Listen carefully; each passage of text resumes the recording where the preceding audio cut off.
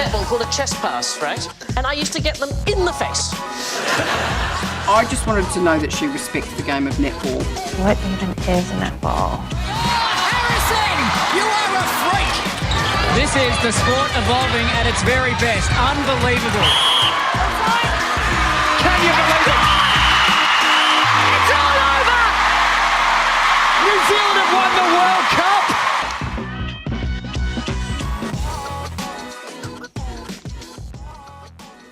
Nau mai ki te hōtaka o te poitara whiti Kiwi. Welcome to the Kiwi Netball Show. I'm Bridget Tunnicliffe, and in this episode we're previewing the Silver Ferns vs England Roses Test Series. Not long to go now, and so much to talk about. To help me do that is Ama Agbeze, former England Roses captain and recent ANZ Premiership title winner with the Northern Mystics. Ama, how are things with you in lockdown, dare I ask? I'm sure you're over it. 100% over it. I think, I'm not sure what number lockdown this is of mine, having done managed isolation as well, but definitely looking forward to any sort of drop in the levels. Also on the line is Tamsin Greenway, former England Roses player and now head coach of the Scottish Thistles. And I think finally, Tamsin, you were actually able to physically meet up with the Thistles kind of recently and carry out some trainings? Yeah, finally in the summer. To be fair, we've been going back and forth and I've been able to do sort of selective sessions, but this summer we had proper camps. We finally had some competition, which we haven't done since the 2019 World Cup. So it was incredibly important we got out there and just so lucky that we're kind of back into a bit of a normal flow. Great. So lots of talking points before the first test on Monday. The return of some big names to the Roses, a difficult build-up for both sides. The Silver Ferns finding out very late in the piece that their Auckland-based players, including the captain, can travel to Christchurch, and some exciting young debutants could announce themselves to the world during the series. Few unknowns makes for a fascinating series. Let's talk about the returnees. The legend Jiva Mentor back in the red dress after more than 2 years. She'll resume her partnership with Layla Gusketh, and after a long road back from an ACL injury, Beth Cobden has returned on the back of a brilliant domestic campaign in the UK where she was named Player of the Season. Ama, how good will it be seeing Cobden in the red dress again? I think it's going to be absolutely incredible. I think not just for fans, but for her herself. She kind of made a brilliant entrance into representing England, and I think she's just really tenacious. She's an exciting player, and I think just to have her back in the mix, not playing, is amazing. But to get her on court is going to be brilliant for England. And that defensive backline, Mentor, Gusketh, Cobden, it's really the backline we're expecting to see at the 2019 World Cup, but Cobden was fouled by an ACL a couple of months out. Then Gusketh ruptured an Achilles early on at the World Cup. We'll finally get to see this trio again. Tamsin, if it really starts humming, it's as good as backline as any, right? 100%. And I think there's been so much hype, hasn't there, about this English backline. I think after the victory at the Commonwealth Games in 2018, we've seen so many changes. And like you alluded to, that was supposed to be the lineup for the World Cup. It didn't happen, sadly. But I think the way these players can play together, they can bring out the very best of each other. I think Ama talked about Cobden. Her season this year in the Super League, if anybody's been watching it, has just gone from strength to strength. She's back to her very best. Gusketh, I think, has still got so much to prove as a starting English player, loads of potential, a really frightening opposition in terms of how much ball she can turn over and what she can do bringing the ball through the court. And of course, I'm just really excited to see Mentor back there playing, you know, as an English fan, to watch her, to see her thrive with this sort of new unit and to see if she can go on that next journey with them as well. It's going to be quite intriguing. And defenders Fran Williams and Vicky Oyasola are back in New Zealand for a second year. They were good last year. Razia Kwashi, she was one of the standouts in the series last year, but she did her Achilles a few months ago. Stacey Francis-Bayman in Australia, not available for the New Zealand League. But when you go through those names, Ama, there's a lot of depth in the England Roses defensive stocks. Yeah, there definitely is. And I think England have never been shy of producing good defenders. It was the attacking end that I think was a bit struggling before, but now there's definitely a plethora of players. And I think what's exciting is they can interchange readily. And I think it's a little bit frustrating that Stacey Francis-Bayman can't come to this leg. And Razia's got her injury. But I guess that's how the world of COVID has made things and how sport is in terms of injuries. So it's a really exciting opportunity to see the players that are available. And as you've mentioned, Layla and Beth have struggled with injury. And so it's actually really nice, I think, that in this New Zealand leg, it is pretty much those two, as well as obviously Fran Williams, that they are hopefully going to get that opportunity without having any other defenders that have been, say, gone to the Commonwealth Games outside of juvenile. Yeah, they can really hone in on that defensive combination. Speaking of depth, let's talk about the England Roses shooting stocks. Looking pretty good these days. Obviously, Helen Housby and Joe Hart in Australia not available for this series. George Fisher is here, stuck around following the ANZ Premiership. Tamsin, you must have liked what you saw from Fisher this year playing for the Southern Steel. Yeah, I really did. And I think it was such an important move for her. You know, one of the makings of the England team has been these opportunities out in Australia and New Zealand. And for someone like George Fisher to get that shot at Southern Steel and then to go on to have the season she had, her shooting percentages, you know, no one can knock. But I think the strength of the tape, I was particularly impressed watching her when she was playing against the likes of Jane Watson and Karen Berger, because you're like, you know, if these players can match up against that kind of caliber, you know they're on to a good thing. So I think that has helped her hugely. And it will give Jess Selby a bit of a headache, because I think for Fisher now, because of Joe Harton and Housby having that that sort of combination for such a long time, we've got to start looking at that next shooter through. You've got the likes of Ellie Cardwell, but actually Fisher for me offers you something a bit different. How she takes the ball, how dominant she is under the post. I think at England, she hasn't really found that feeding combination yet. Sadly, Haythornthwaite won't be back until the Australian leg of the tour, but taking someone like Hannah Joseph on this trip is a bit of a genius, because she's used to feeding that kind of holding shooter. And I think for Fisher to thrive in England, she's got to be given she's got to have that that ball given to her regularly and demand it. I'm not sure we found that yet, so I really want to see what England have been doing with the feeding, particularly from the goal attack centres, wing attacks, to make sure Fisher is given so much quantity. Yeah, you mentioned Cardwell.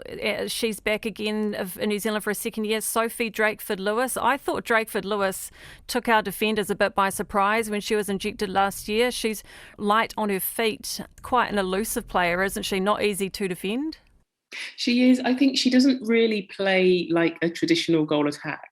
I'd probably liken her a little bit, and people probably crucify me, but a little bit to Maria Tutayer, in that she kind of floats around the court and then injects her speed and gets to where she needs to be. And so I think just the fact that she is a little unconventional, I think definitely affects defenders. Obviously, the first time the Ferns saw her was at the last tour. And so they'll definitely have done their homework and analysed her play and her game. But I know that she will have developed and learnt from that first outing. And so hopefully she steps up again and is given more opportunity in court time and can do the job again. And Ella Clark and Rhea Dixon round off the shooting end. New Zealand netball fans won't know much about these two. Tamsin, Ella Clark, she's 29 years old, a dual international, played basketball for Great Britain. I'm guessing she doesn't mind the physicality? No, she really doesn't. And I think what I'm most looking forward to is all the goal attacks that we're talking about here are completely different. I think Thirlby's got such a mix of different styles across this whole attack end. I want to see how this jigsaw kind of puts together. Ella Clark has just come off the back of winning the Super League, partnering with Mary Chollock and Hannah Joseph for Loughborough Lightning. So very different style of play in terms of the ball she was able to offload, but it's also meant that her long range shooting is on point. She is happy to shoot from anywhere. She again doesn't go directly flying into the circle. She'll hang out a little bit more prepared to feed the ball, which is why I'm be happy to see her partner up with George Fisher. But then Rhea Dixon is a completely opposite, again, a total playmaker. Played most of the season with Donnell Wallum at Leeds Rhinos. She will flick the ball around. She's got all the tricks. I love watching her. I think a natural progression will be to see what she can do at wing attack as well. But yeah, for sort of netball fans to see these two different styles will be very, very interesting.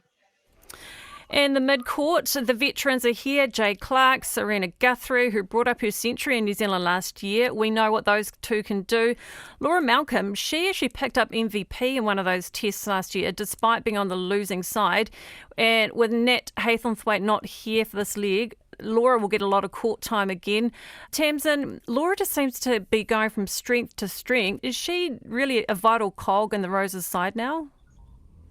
Well, I think she's made herself a vital cog because she plays across all three positions, which is really unusual, and plays them very well. I still personally prefer as a wing defence centre, but looking through the squad, you can see clearly England don't need another wing defence centre. They need someone that can cover that wing attack position for them as well.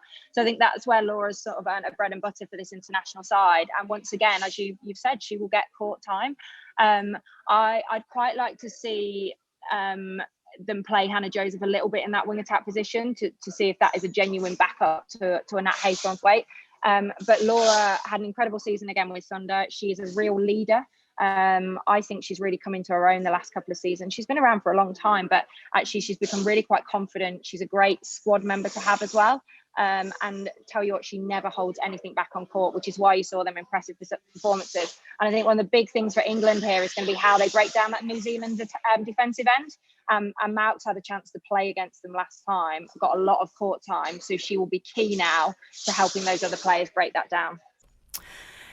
Ama, incredible to think that Jiva Mentor debuted for the Roses way back in 2001, and I'd kind of forgotten about it, but there was a period there, it went on for a couple of years, where players like Mentor, Sonia McClymont weren't allowed to play for the Roses if they played in the old ANZ Championship. The England coach at the time wanted her players based in England full-time. By 2013, that hard line softened, and now it's pretty much a free-for-all. Ama, were you caught up in that too? Because weren't you playing Trans-Tasman around that time? Yes, I was playing at that time, but I wasn't playing for England at the time. Right. And so I think I didn't get caught up, or I was slightly caught up at the back end of it, but then it softened, and so then I came back into the mix. Yeah, absolutely, and players like yourself, Mentor, McClymont, Jade Clark, really helped pave the way for others, and you've got your contingent over in Australia in the SSN. Have to just mention Jo Harton in the season she's had in Australia, clocked up her 150th National League game in that grand final. Tamsin, isn't it great watching a goal shoot who's not a massively tall holding shooter still be so successful by using all her tricks? She's entertaining to watch, isn't she? Yeah, she really has, and I think Giants have had an incredible season, haven't they? I really enjoyed the style that they found, the way that they adapted to the injury to Austin earlier on, and then how Harton has really led that attack end, and I think that's been key for her career and development over the last few seasons. Just how much of a leader she is, how passionate she is, how much she wants to win. But what I've enjoyed with England is they found this sort of sharing the shooter load, so the Housby-Harton combination. It's been difficult to stop for most teams because, they're both putting up equal amounts. They're both prepared to move. They can switch over the positions as well. So, I think she gives us so much variety. Once we get her back in the Australian leg, it would be amazing to have that combination back. But whilst we're over here in New Zealand, we do need to start looking to the future as well, because I know a lot has been said about how much experience England will have over New Zealand. But also, we're getting to that point where your Hartons, your Jiva Mentors, we have to have that next steps coming through, and we've got plenty of players in there, but for me it's more about which ones we're actually going to use, which ones are going to take the next step up for the long term, and what sort of style we are going to play with. I think it's important to remember that although these tests each country wants to win, but with the Commonwealth Games being in the first half of next year, or straight after the season next year, these are pretty much the only opportunities that the coaches are going to get to see their players on court. And so it's almost a difficult situation to be in, because as much as you do want to blood some youth in, you're kind of testing the youth to see if it's going to be ready for the Commonwealth Games next year. And so I think that's the conundrum that most of these coaches have. So as Tamsin mentioned, in terms of the Jo Hartons and the Jiva Mentors being there and available, one would hope that if they make themselves available for the Commonwealth Games next year, that they will be able to be selected. But there's almost becoming a little bit of a void in terms of the players with a significant number of caps and then a large number of players with very few caps. And so I think it's basically trying to bridge that divide and do it basically in a very short time of the international season before Commonwealth Games comes around next year. Yeah, that's a good point, Ama. I was just looking at Serena Guthrie, 100 test caps, Jade Clark, 179. That's insane. Jiva Mentor, 146 test caps. It feels like players like that have been around forever. And like you say, does seem to be a significant gap between that and the next bunch. Yeah, it'll be interesting to see what transpires there. Right, let's talk about the Silver Ferns. Ironically, have had a shorter build-up to the series than the touring Roses, who had to go through managed isolation. Delta has been a pain all round. 4 potential debutants. Actually, make that 6 potential if you include 2 of the development squad members that have been brought in as cover. In contrast to England, who have just the 1 uncapped player, very mid-court heavy side, Silver Ferns, 7 in the mid-court, a reflection of the depth we've got in that area. Light in the defensive end, just 3 circle defenders in the main squad. Vice-captain Sulu Fitzpatrick will lead at the back. Shooting end, that will be fascinating. Tamsin, what do you make of Noeline Taurua's squad? What piques your interest? Love it. Bearing in mind, I've been absolutely obsessed with how the Mystics have played for the last couple of seasons. Grace Mucky and Toiava are just my 2 ultimate favourite players at the moment. I think, when we talk about sort of exposure and experience, actually, when you run through some of those players that, would be most experienced to get on court, they are quality, solid players who know what they're doing. And so I think how this jigsaw is put together, how these new players are inputted and used, is what I'm most excited about. The shooting end in particular, do you stick with Maya Wilson, or do you go, right, Grace, get out there and have a crack against Jiva Mentor? There's going to be a lot found out about players in this competition. I don't think the results actually matter. It's more about how players perform and what the coaches want to use moving forward. So the 4 Auckland-based players heading to Christchurch, I think, as we speak. It cuts it really tight. Noeline will probably try and ease them in, given they haven't been able to train properly. Maybe we won't even see them until Test 2. Who knows? I think with Grace Weke, who's looking for that first test cap, she might not get as much court time as what she would have had the build-up been a normal one. Nonetheless, Noeline will be very relieved Grace has been able to join the team. Crucial time for her to get a taste of international netball before next year's Com Games. Ama, you would have marked Grace during training this year. That's a tough gig for any defender, right? Yeah, it definitely is. And she's coming of age, I think. She's taken 2 or 3 seasons to kind of stamp her mark on the ANZ Premiership, and I think this season she definitely has. I think it is frustrating for the Ferns to not have been able to have their camp based on being in level 4, but I think the lockdown also affected the Roses in their managed isolation, because they also weren't able to train or meet together, so they were literally just in their bedrooms on bicycles. So I think both teams will be in a similar position in terms of their inability to get together in a significant way that they would have liked. But Grace is a really exciting player, and she is a headache. And I think we saw in the ANZ Premiership season that defensive combinations really, really struggled with her. I guess if we look to the final, the tactics girls tried really hard to stop her, and there were occasions where they were both on the floor. They tried various things. And in the ANZ Premiership, the fact that you play teams 3 times means that you get an added opportunity to play against teams and to get to know them and to analyse them and practice. And I think that also not just gave the defenders an opportunity, but gave Grace an opportunity to grow. And so I do think the international game is going to see a lot of her.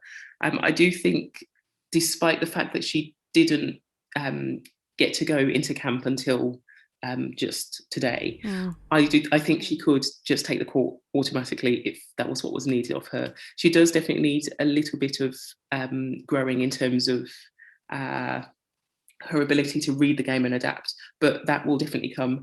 But I know that Knowles is not. I think she again is looking towards Commonwealth Games, and so she doesn't want to throw Grace out there. So I do think Grace will bide her time and get opportunities when she can. And I imagine she'll take them based on how she grew this season. But Maya Wilson, again, is a definite strength for New Zealand at goal shooter. And I think she will be the starting goal shooter for the Ferns at the moment.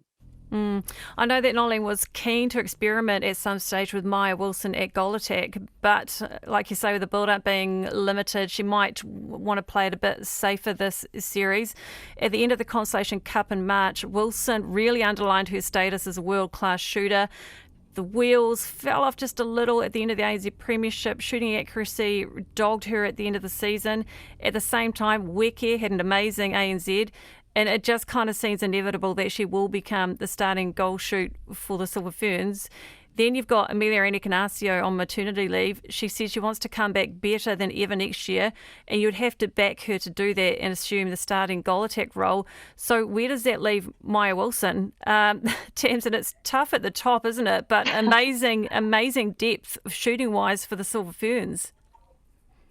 Yeah, well, you've just described international netball. I remember a wise old coach from New Zealand, Lynn Gunson, saying to me, the easy part is getting in there, the tough part's sticking. And the minute you're in, you want to get on the court. And then the minute you get on the court, you want to stay on the court. And then the minute you stay on the court, there's a youngster tapping at your heels going, I want to get there. So, I mean, that is literally just international netball. I think the reality is what you're describing there is two completely different shooting circles. You know, Weki's come out of nowhere almost. You know, we've been watching her, but for her to have made that step up again this season to pull on a Silver Ferns dress is incredible. I don't think it leaves Maya Wilson out in the cold. I think, you know, working under Nolene, you can't underestimate what that does to someone's confidence. And also having competition, it's the survival of the fittest. So actually, you don't know how these players are going to respond to that. That might push Maya up to the next level. And it also depends who plays best with them. You know, you're talking about two shooters here, but it's exactly what I was talking about with George Fisher. If Serena Guthrie can't feed George Fisher, George won't be on the court because Serena Guthrie is going to be on the court. So, you know, we've seen that before in the past with the Silver Ferns, with the likes of Langman and feeding to Aviti and all that kind of stuff. It makes a huge difference. So I think what Nolene will be looking at is, right, who can feed? You know, do I need to take Toiava if I'm taking Weki? Because is that going to be that? But what does that do to Crampton? There are so many of the questions that are going to be about this. And that's why I say I still believe the results won't matter to Nolene at all. Yeah, of course she'll want to win, but I think she'll make that squad believe the bigger picture here is we've had a short build up, don't worry about it, let's have a look at a few things and see what happens, and the win is a bonus. Because when you look at some of those players that are still coming into the side, just like England, adding in a Hart and a Housley, a Haysonthwaite, you know, them adding in Ekanazio or Aurora if she comes back in, it's going to be at Watson. It's this test series is an experiment. And so, yeah, I don't think we'll necessarily have the decision made from the shooter off the back of this either, but it'll be a great opportunity to see what they both do. Yeah. Compared to New Zealand, as I mentioned earlier, the England Roses have a massive amount of test caps. Shannon Saunders for the Silver Ferns has the most, I believe, right now with 80. Captain Gina Crampton, 47. Hard to believe that Sulu Fitzpatrick just has the 10, but she does not play like she only has 10 test caps. Ama, you know how good Sulu is. She's been around a long time in the domestic scene and playing some of her best netball now. She definitely is. And I think, as you mentioned, it is hard to believe that she only has 10 caps. I think when I commentated at the last series, she maybe had 2 or 3 or however many it was.